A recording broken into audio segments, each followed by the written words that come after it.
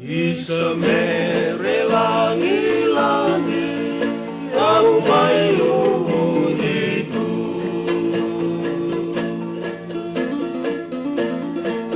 Enatamu kiniyalaw mo, mowa ka na daguiyaw.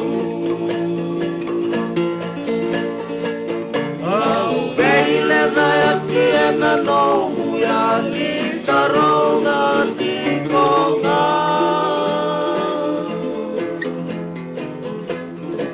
Sebuli makalama o may meutiyaw.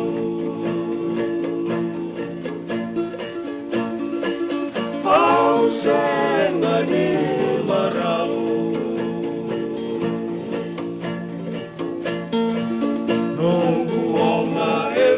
Singa mere e na mupungo alenga.